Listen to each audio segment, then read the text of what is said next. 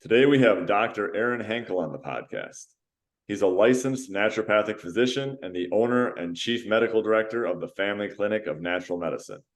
Dr. Henkel has been involved in the alternative medicine field for over 28 years and specializes in comprehensive natural health care for the entire family using herbal remedies, nutritional supplements, homeopathy, physical medicine, and diet and lifestyle counseling.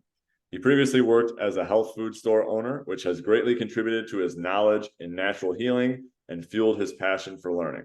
Dr. Henkel is also a father of 7 kids, so family is a big part of his life as well. It's an honor to have him on. Dr. Aaron Henkel, welcome to the show. Thanks, Luke. Appreciate you having me. I'm excited to talk to you again. Absolutely. So, first question, I'm sure you get asked this a lot, but, obviously 7 kids and running a business and being a physician, all that. So how do you manage your time? Well, I mean, that's all my wife. She gets all the glory and kudos for that because she's the one that stays with them.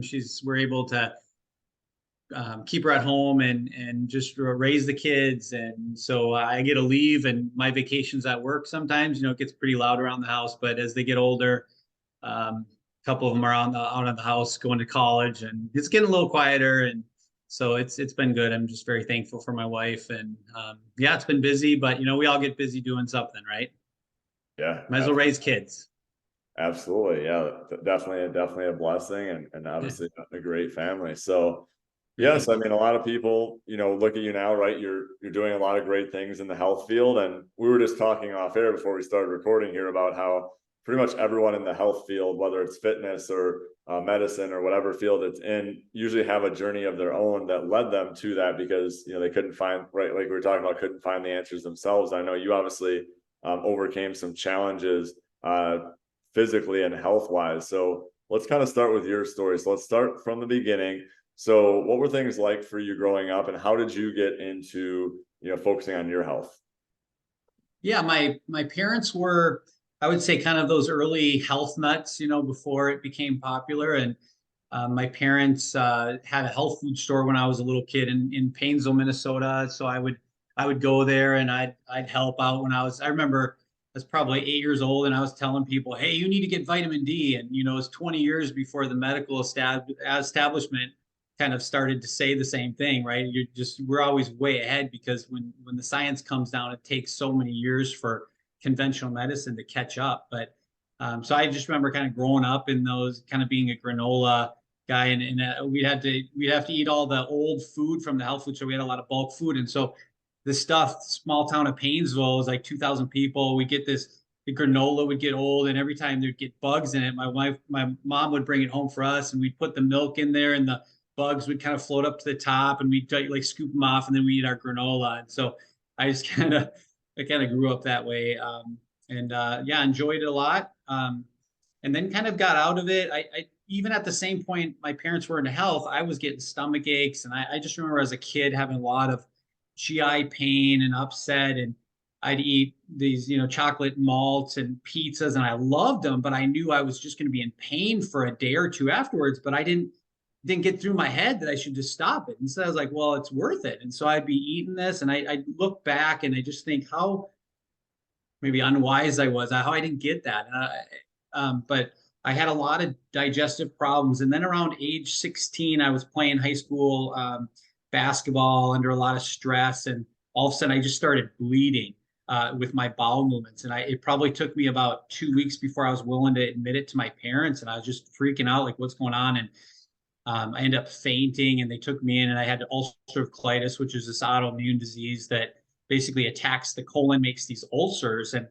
And so around age 15, 16, this all started, and it kind of became this lifelong disease that that has ended up, we'll talk about it, but the end case was about 5 years ago. I got colorectal cancer, and so now I'm a colon cancer survivor. But it all started with this little kid who was eating, chocolate shakes and pizza and getting stomach aches and not understanding how that affected my health. And so, yeah, I kind of grew up with this ulcerative colitis. And when I got into college, it really kind of hit a head where so I had started a health food store. I was doing a business degree now in Wisconsin, Watertown, Wisconsin, and we needed a health food store in our town. And so I decided, hey, I'm going to start a health food store because I'm doing this business management degree and it makes sense. And got into this health food store and learned a lot. I started seeing how we could help people with supplements, but then I wanted to help them a little bit deeper. So that started this process of thinking about being a doctor. There's more to it, but that was one part of it. But during that time, I was a sophomore in college, and my brother Dan, who was 2 years younger than me, this great athlete. He was probably going to go to state in wrestling. He had gone to state in pole vaulting and cross country. Just this great athlete. He had been cutting weight for about 2 weeks and ended up not making his weight for this big tournament the next day on a Saturday. And his coach yelled at him. He went out to an island in the middle of the winter, found a rope out there, and he hung himself, took his life. And it was such a huge, life changer for me, kind of seeing how he had been cutting all this weight and wondering how that had affected his brain. And so another thing that has kind of led me into this passion of kind of understanding how, nutrition and lifestyle diet plays such a role in our brains and our health. But because of that big trauma in our family, my ulcerative colitis got really bad. And I went from that. So that next summer, I got really sick. I was a lifeguard. I weighed about 185 pounds. And within about 3 months, I was down to 111 pounds. And the doctors were putting all these medications in me. I was on IVs. They just kept saying, I need more medication. And I was like, well, but I'm dying and I'm just getting worse. And so I was bedridden for a couple months. And my parents found this naturopathic doctor that they had heard about from somebody. And so they called her up.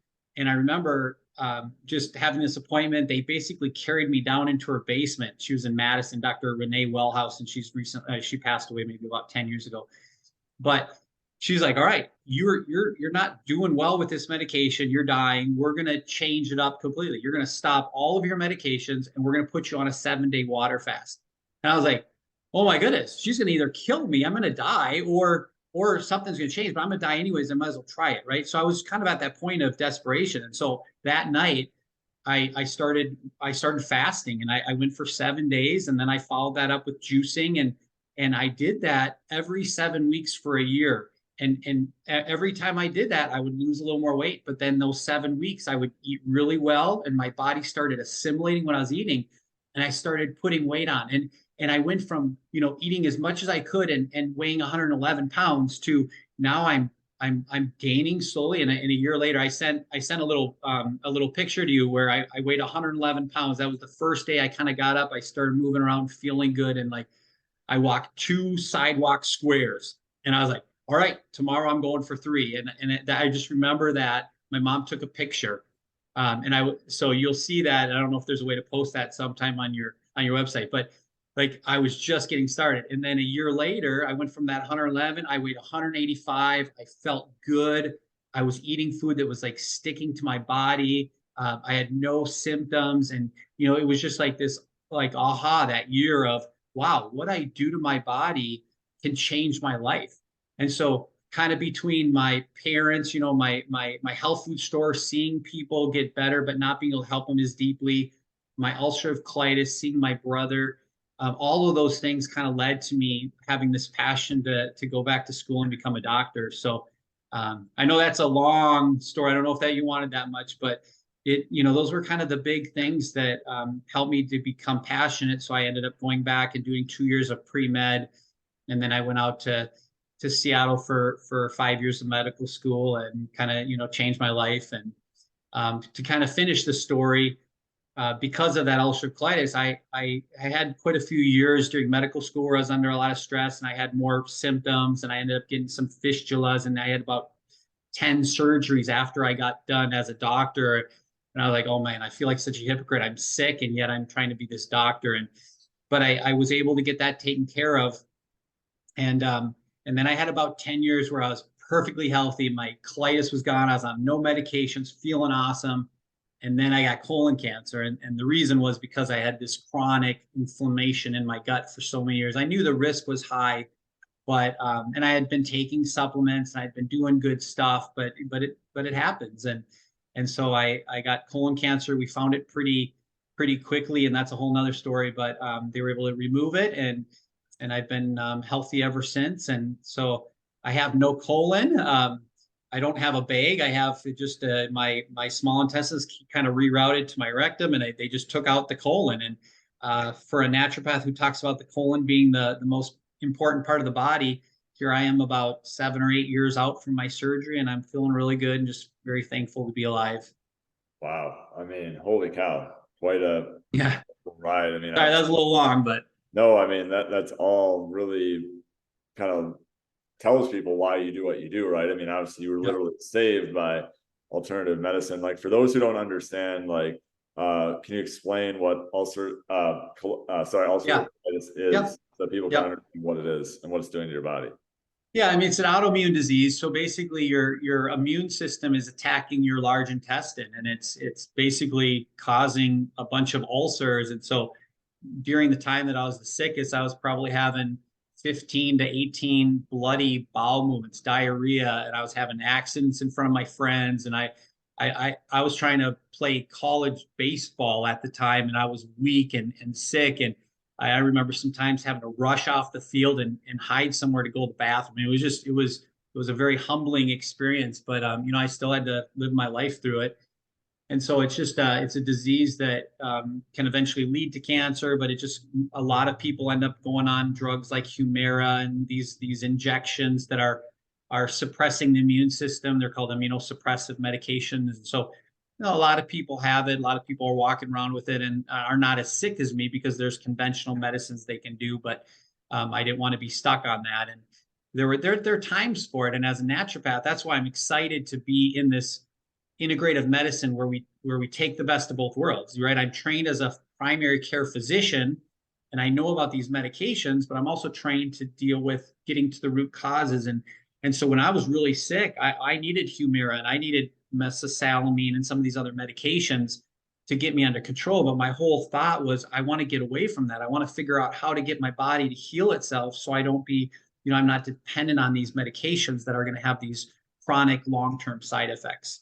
And so, yeah, now that that's gone and I'm enjoying my food and I can eat what I want, I'm very thankful. Yeah, I mean, right, obviously a very tough time, and then you were healed, and then you had 10 surgeries. So over what period of time? So first of all, when you went from 111 to 185, how old were you at that point? So I was like almost 20 to 21, kind of right in that time. Yep. Okay, so then after that, you spent about a year obviously doing the water Yep. fast and the juicing, and then obviously got better through alternative medicine. So then you said you had 10 surgeries. So over what period of time did you have the 10 surgeries? Right. So yeah, I mean, I got feeling pretty good when I was seeing Dr. Wellhouse and I was still in college finishing a business degree, right? And so then when I decided, hey, I want to go to medical school, I went off to medical school, and because of that, there was just a lot of stress. So there was probably, I had maybe 3 years where I was doing really well, but then in medical school I got bad again, and I went to get a normal colonoscopy because you want to do those more often if you have these colon diseases. And I think what happened is they damaged the tissue when they went in. And this is not a common thing that happens, but it can happen. And I still encourage colonoscopies because I think they save a lot of lives. But in my case, I think they nicked the colon a little bit and it turned into a fistula or an infection that ended up kind of having to be rerouted. And so I was at the end of maybe the last 2 years of medical school. I probably had 4 surgeries out in Seattle. And then I came home and I started my practice. And then I had about another 2 to 3 years where I was doing this. So I probably had around 15 or so surgeries in those 4 or 5 years. Every couple, 3, 4 months, they would try something else. And it wasn't healing. I was doing everything I knew I needed to do from a natural perspective. The stuff I had done before wasn't working. And so I did decide to take the best of both worlds. I decided to take some medications to try to calm my immune system down while I was doing all these other healthy things. And that was kind of the key to healing it so that I was done. I didn't have to do any more surgeries. And then I was able to kind of move on. And like I said, I had about 10 more years then where I had no symptoms, felt wonderful. before the cancer came. Yeah. Wow. I mean, during this whole time, I mean, obviously you're still going through med school, like you're still going through life. Like, how do you mentally like still go through life and go through med school and do all these things while all this stuff is going on? Like, obviously you have to be extremely resilient, like, and hopeful. Like, how did you mentally deal with this? Yeah, I mean, I was married, so that my wife was again a huge help and a blessing just to have somebody to encourage me, trying to raise a family and start out when you're in medical school, you spend a lot of money and you get in a lot of debt. And if I was an MD, I'd be making a lot of money coming out of school. But as a naturopath, you're kind of trained to think, oh, we're not doing this for the money. It takes a long time to start making money. So there was a lot of stress. It was a tough period, tough on my adrenal glands, and um, but it worked out good. I definitely am and my faith as a Christ follower became much stronger. I just really felt like I had to, I had to believe and trust in something a lot deeper than me, and know that, all right, even when life isn't going so great and your health isn't perfect and the things that you thought were going to happen, like there's still a lot of reasons to be thankful, a lot of reasons to live. And so, that is also then kind of reverberated in how I want to be with my patients. And, I can give you all the stats, right? You can eat a certain way, and most of us are going to be healthier. Most of us are not going to die of cardiovascular disease and cancer if we follow, a Mediterranean diet and we do certain things, but we're all dying, 100% mortality rate, right? And so if my whole point of as a doctor is to keep everybody from dying, I'm gonna, no wonder everybody's leaving the medical field, because they're frustrated and they're not enjoying. But if I can go deeper with my patients and say, all right, mental, physical, emotional, spiritual, all of that has to be strong, because you can feel good mentally, emotionally, even if you're physically not healthy. And some people can do everything right and still suffer. And so, I love that because of what I've had to go through, I can go a lot deeper with my patients, and we go a lot deeper than just, do you feel healthy, right? Because health is about balancing the body. It's about being able to get sick and then come back to balance and homeostasis. It's about our bodies being able to, take these different things and come back to a place we're at a good place. Not always physically, hopefully physically, but for sure mentally, emotionally, and spiritually. Yeah, I mean, I'm sure, right, like you said, that really impacted your faith. You obviously had very supportive wife and family, which obviously helps to have those relationships as well. So, fast forward, to not, like you said, not even too long ago, you obviously were diagnosed with colon cancer. So how long was the recovery for that, and how did you go about healing from that? Yeah. And another, I think it's probably good that I've had all this stuff. It's good that I've had cancer, because my patients are kind of shocked, and they're like, wait a second, you're supposed to be this naturopath that, if I do what you say, I'm going to be perfect. And so it's kind of it's a nice start at educating and saying, no, it's, there's going to be things that happen in our life, and how are we going to be able to respond to that, right? Um, so the colon cancer, quick story was, I went camping in Boundary Waters, which is a place I grew up camping and canoeing, and I tried to impress my friends by drinking straight out of the water, because that's what I did growing up. And so I just drank out of the water, and a couple minutes later, I see this beaver floating by. I'm like, oh no, that probably wasn't real smart. And about a week later, I developed all these giardia symptoms. I was on the floor in my bathroom for like 3 days, and my wife was like, there's something wrong. I'm like, I just have giardia. I just got to do these herbs and I'm gonna be fine. And I didn't get better. And so I went into the hospital as an emergency, and I was like, I think I have giardia, but I don't know. And so they look, and they found out I had this tumor, because they did some MRIs. And so they never checked for giardia. So I can't prove that I had giardia, but personally, I think it was a miracle. I got giardia, and I think it swelled up my colon so that the little tumor that I did have kind of blocked everything up. And so they found it a lot quicker than most people find colon cancer. So I had a stage, it's called the stage 2A, which means that it wasn't going into the lymph, it wasn't going past the colon. And so they were able to do an emergency removal of part of my colon. I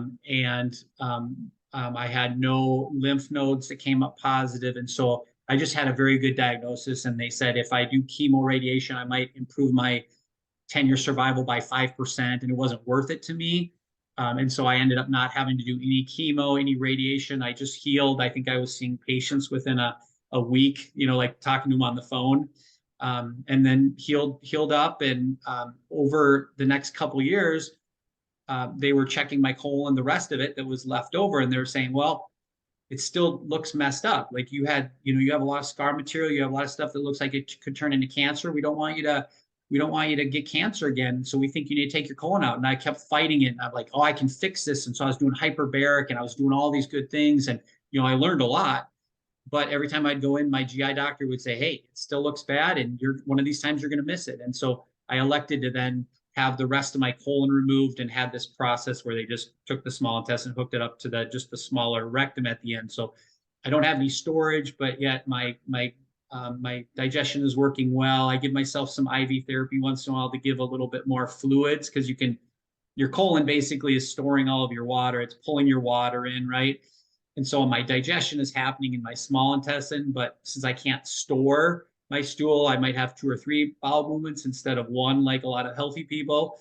But compared to when I was a kid and having 20, it's not so bad. So that's maybe a little more graphic than your listeners want to hear, but it's worked out well. And now it's been 5 years, and I've run a triathlon with one of my daughters, and I've done some different just a sprint triathlon, the Devil's Challenge, which was awesome, and I've done a couple races and play basketball with my boys, and so I'm just really enjoying life and very thankful that I have kind of a second lease on life. Yeah, I was gonna say, I mean, imagine with all you've been through health wise, like I'm sure it just gives you a whole new perspective on life. Well, right, and I can empathize and sympathize with my patients, and I can feel for them when everything that we're trying to do doesn't always work, right? But I can also say, hey, look, some things work, and we got to do we got to do what we can, and when we're still hurting or somebody still has something that's going on, then we need to focus on the mental emotional part of it, and really work on true health that way. So yeah, for sure, we don't want to go through those things, but I believe that things work together for good.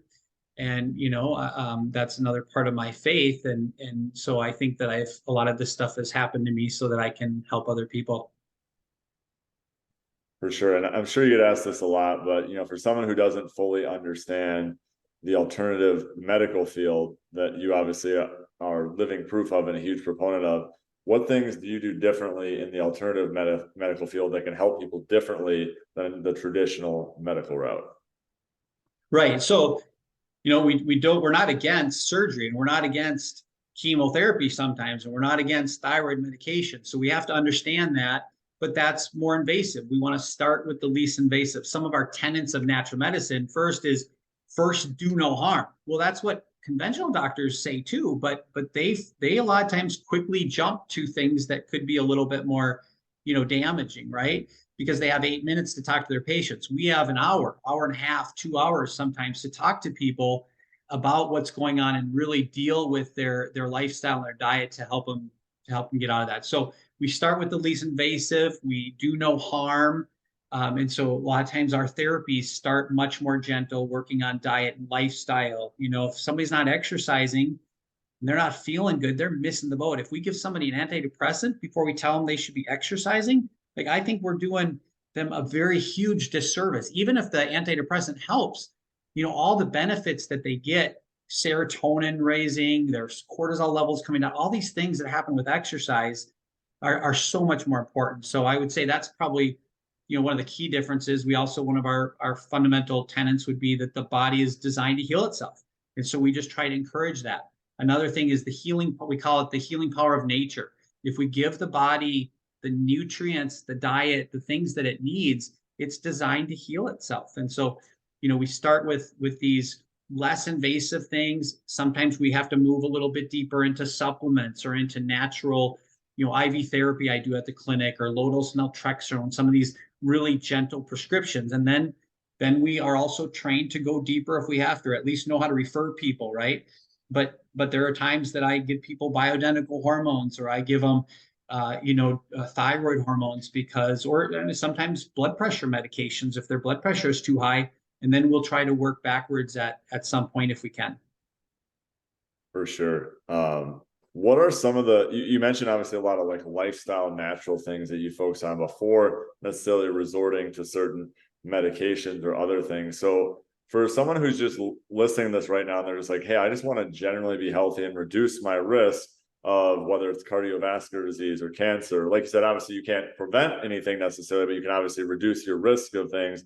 What are like the top things that you recommend to people for general health to reduce their risks of mortality or early mortality? Sure.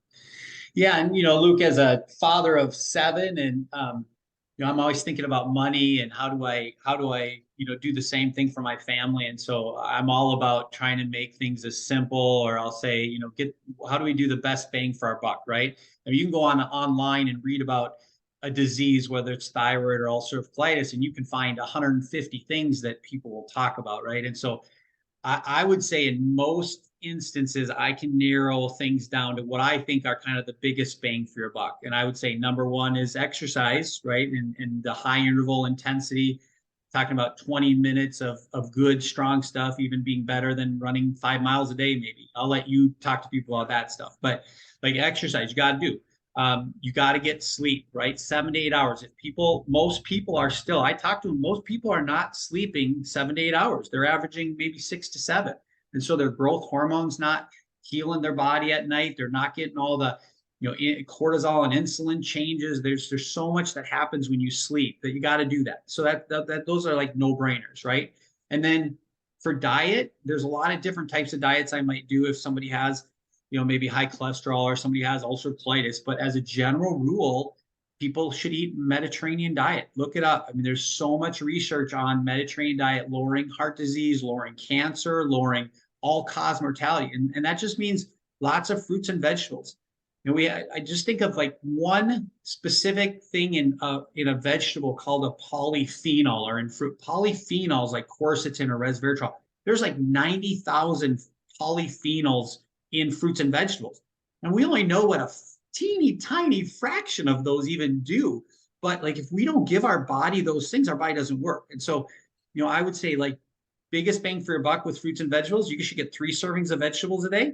You should get 2 servings of fruit. You should focus on berries, organic, because of the, I don't know if you know about the dirty dozen, but there's certain ones that are more contaminated. And that's mostly the kale and strawberries and spinach and raspberries. Those are all kind of on the top, but berries are usually pretty contaminated. So, a couple servings of berries, 3 servings of fruits or of vegetables. I like people to eat fish, especially with colon cancer and a lot of the hormone cancers. People that eat more wild caught Alaskan, fish. We're not talking like the fish fries and the Atlantic farmed fish, but good fish. Where you do a little bit more of that, a little bit less animal red meat will lower cancer and a lot of other things. So, just the basic stuff with diet. And then I would say a couple specific supplements. Most people in Wisconsin should be on vitamin D, magnesium, probably vitamin D. Did I say vitamin D? Vitamin D, fish oil, magnesium are probably the top of my list. And then stress reduction.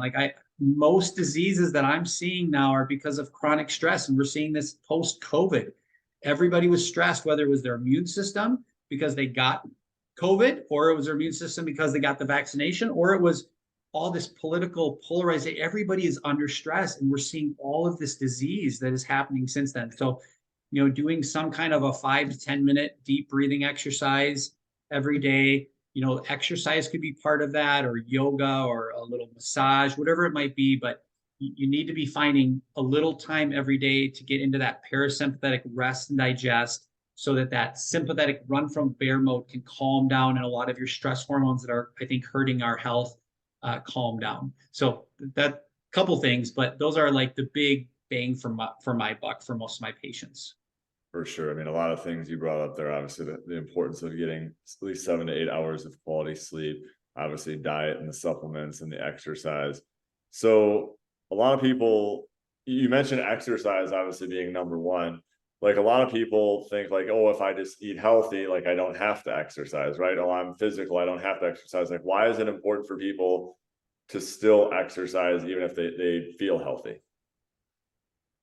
Yeah, and I don't know that I would say exercise is number one. I brought that up number one. But like Sure. if you talk to a cardiologist and you say, what's the one way I can prevent cardiovascular, they're gonna, I mean, exercise is one of the top research things. If you go to a neurologist and you say, I want to prevent dementia, what's the best thing I can do? They go say, well, there's some medications, but really the only research we have is exercise.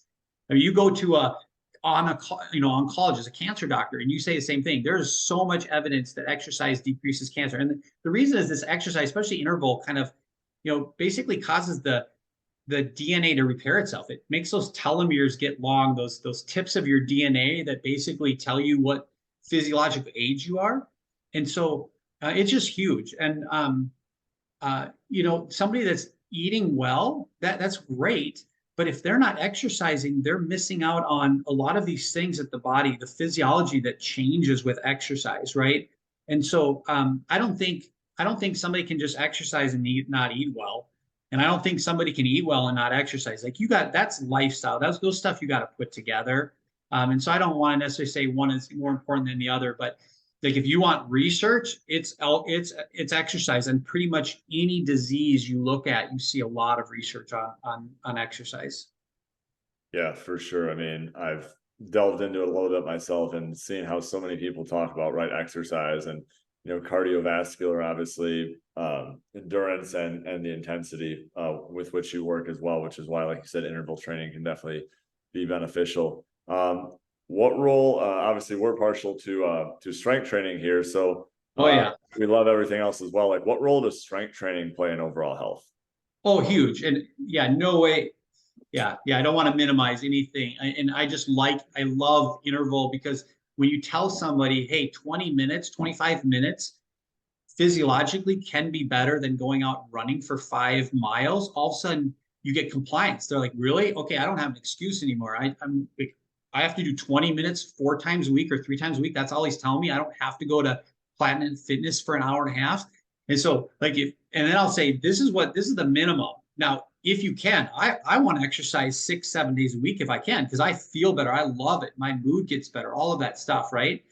But I have a lot better compliance with getting people that have never exercised, when they know that 20 minutes can do almost more than 5 miles. So with that said, all these other things are so important, and weights for like raising HDL levels, your cholesterol. Obviously, most people, women and men, have to worry about cardiovascular disease. That's the #1 killer in the United States. A lot of our lipids, the size and shape of our lipids change with weight bearing activities. No question. You think about osteoporosis in women trying to keep healthy bone health. Well, guys need to keep healthy bone health too. And when you're putting stress on your muscles, that's pulling on your bones, right? Because your muscles are hooked up to your tendons, which are hooked up to your bones. And when you're pulling on those muscles, that makes the bones say, hey, we need to lay out, we need to have a party and put these osteoblasts to work and start making bone. And so really important. But there's all kinds of research now, and you probably know more of this than I do, but there's all kinds of research showing that people that stay fit doing weight-bearing activities have a much lower disease. They have much more activity as they get older, much less falls. We think of like balance.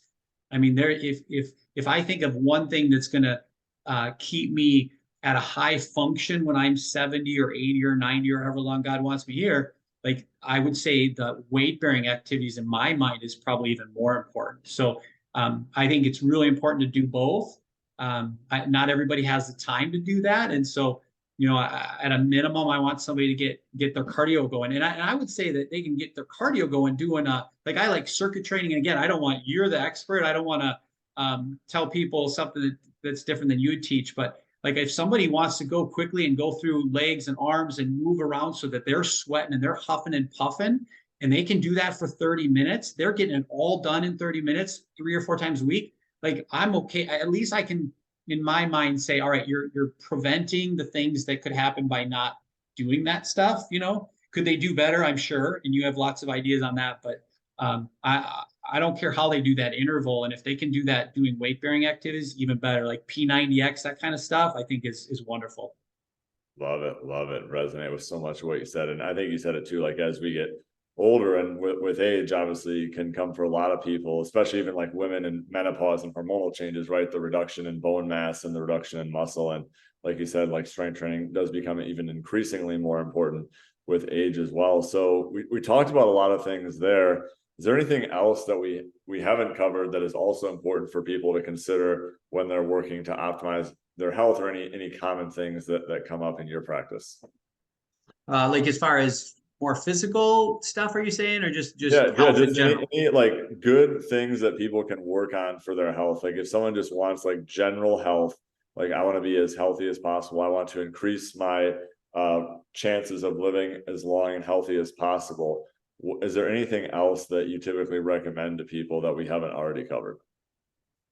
Yeah, and I mean this is why I also became a doctor, because I wanted to be able to go a little deeper with some people, and so you know, you can, again, you can do everything right, and there can be still health problems, right? There's people that are eating really well, they're exercising, and they still can't sleep at night, and so that's where I think, you know, we use conventional medicine. I like labs. I like to look, you know, for men and women, we'll do you know, female or male hormone panels to look and see, you know, your sex drive might be okay, you might be building muscle, but is your testosterone really optimal? Because, you know, that's really important for your bone health and other things that you might not know.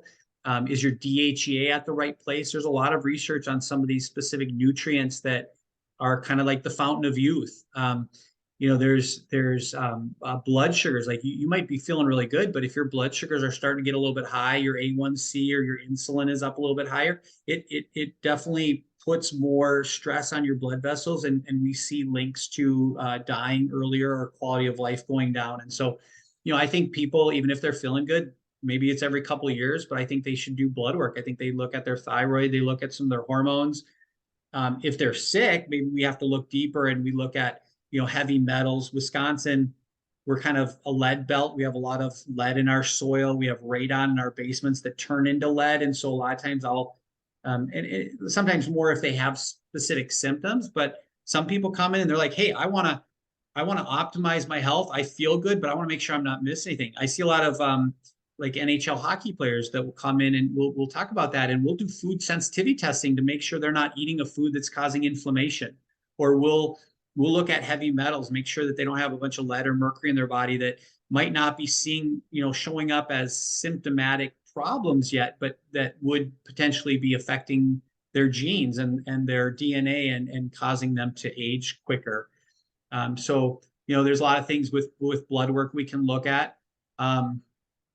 I mean, I talk myself about the spiritual health of it, but I think people have to, you know, practice whatever they believe, and really, you know, look to things that are deeper than their own selves. So that's having good groups of people around, and, you know, good community, and then I'd also say, you know, we have a lot of environmental stuff. I think our bodies are designed to probably live about 120 years, but most of us don't live like that, and part of that's because things have changed. You know, we are inundated with chemicals. I mean, you can think about just shaving cream and hairspray, and just like, what do you put on your body? Lotions, just in the first couple hours of the day, and a lot of those are carcinogens. And we can look at our, you know, environmental pollutants. I mean, you can look outside in Wisconsin right now and see, you know, stuff coming from Canada, I think, still. And so we can't get away from all of that, and so we have to be okay with the fact that our bodies are being stressed, even if we're trying to do everything right. And so based on that, we have to do more things to take care of our body. Sometimes that is doing some detoxification or glutathione support. I know we're getting into the weeds here now, so maybe that's more than we want to. I don't want to overwhelm everybody, but I mean, there's a lot of things we can do to look at, you know, things closer. I love, usually I see people that are sick, or they have chronic disease, or they have something, but I love when, you know, maybe 10 or 15% of my patients come in and they're like, I feel great, and I want to stay there. What else can I do? And so we'll look at diet and lifestyle. We'll look if they're, you know, are they taking the right supplements? Do you want to add some of these anti-aging things like berberine, or do you want to add, you know, some DHEA? Should we do some testing to make sure everything looks good? So, you know, I don't want people to be dependent on doctors. I love when they come to see me, but my job is to help them to get healthy and help them to be in charge of their own healing, so they don't need to keep seeing me. But, you know, I love starting people out if they don't feel like they know where they're at, and really looking a little bit deeper. Love it. I mean, so much wisdom in there in terms of things to focus on. Like I said, not only if you have a condition currently that you're working on, but also just for general health as well. And I want to finish with, now that people have listened to everything that you've talked about, some people may be interested in finding out more about what you do. So, obviously we talked about the clinic that you own, but where can people find out more about you? And if people do want to get in touch with you, what is the best way for people to contact you?